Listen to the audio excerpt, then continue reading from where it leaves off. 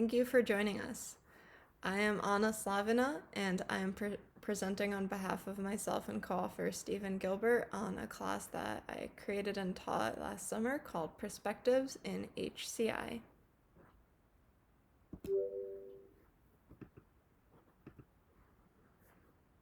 I would like to try an exercise with you that I hope you will find useful. I want you to imagine an image capturing technology, such as a camera. Hold on to the first thoughts that popped into your mind. We're going to talk about perspectives. Each of us inhabits exactly one body and one brain that we have at least some amount of control over.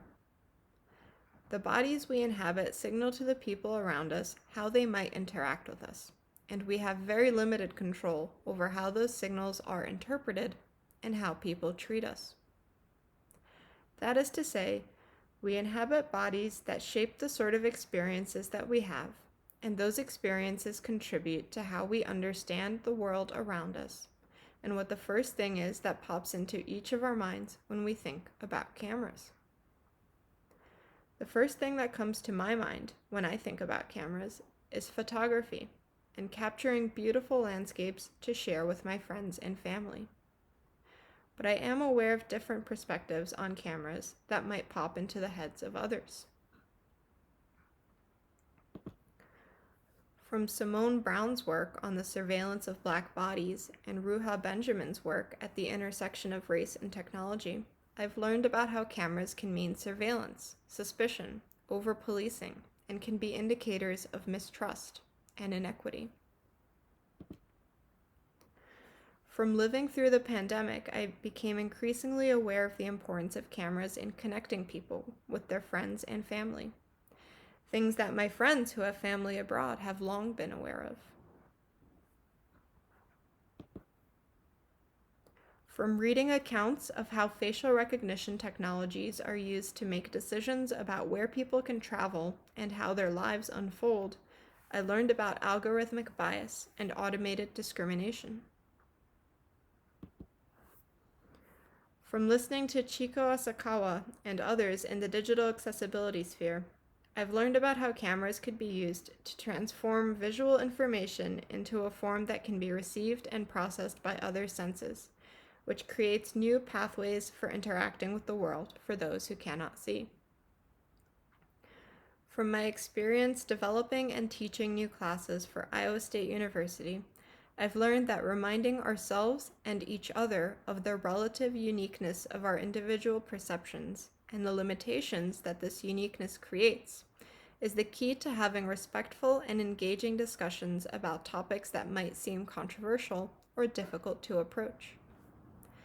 I am not here to tell you exactly what you should teach or how to go about doing it, because you each have your own perspectives to add. What I would like for you to take away from this presentation, however, is encouragement to build your own classes that showcase diverse perspectives on technology, and advice on how to engage students in learning about diverse perspectives without getting defensive or being offensive. I asked you to reflect on your perspective when I asked you to think about cameras, because that's something I ask all of my students to do in any of the classes I teach. I made a particular point of it with the class on perspectives by having them tell me and each other about their unique perspectives and instructing them to approach the books they chose to read and lead discussions on with their own perspectives in mind. My class was only 8 weeks long, but each student got the opportunity to read a book of their choice from a list I'd be happy to share with you, and lead a discussion on that book that each of their peers contributed towards. I helped them craft the prompts they wanted their peers to respond to, and think about the sort of discussions they wanted to inspire. I also supplied them with plenty of shorter readings to get to know the topic of the week better, and created outlines of those readings as well as short lecture videos summarizing big ideas. I didn't want to tell them what to think about a particular topic, so I just introduced them to different perspectives I had come across, and encouraged them to explore each topic further. That is all I have to present, but I'm happy to discuss further if you have questions, comments, etc. Thank you.